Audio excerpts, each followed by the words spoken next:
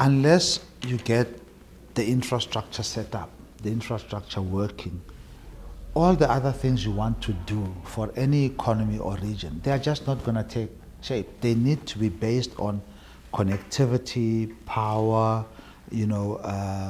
all those things which can then make trade happen, those things which can make the region or the country or the area be able to compete. Because without the infrastructure, you can't compete, regionally, nor much more less so even globally.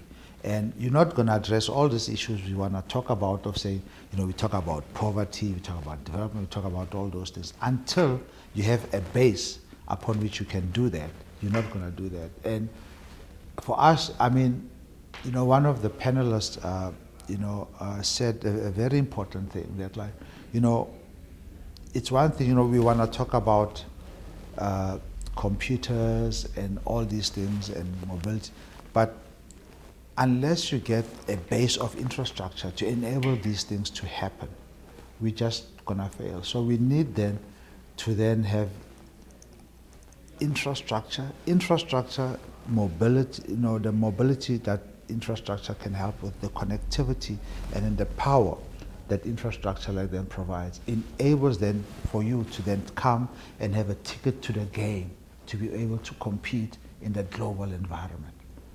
Unless you have that, then we'll always be talking about Africa as a charity case, as a non-economical,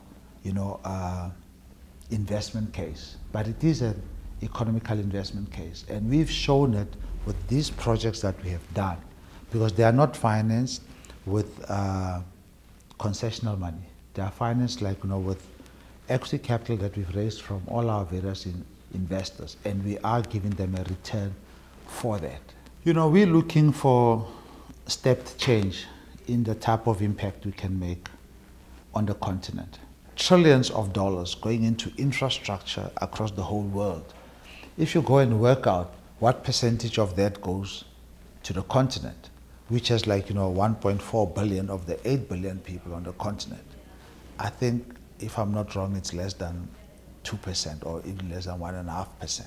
So therefore, that just doesn't cut it to enable the continent to realize its potential.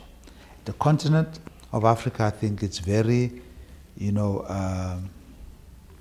gifted in terms of resources.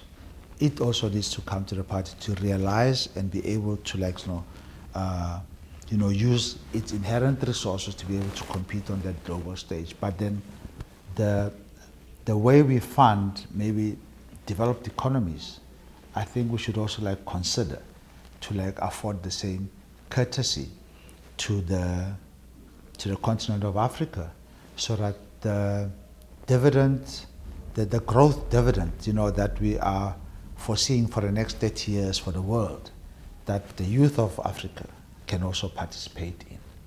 And as one of I think your colleagues, one of the writers have actually said, for that future to realize, it means that we must then be the people today who then take the right action. Because unless we do that, then that future will just not materialize.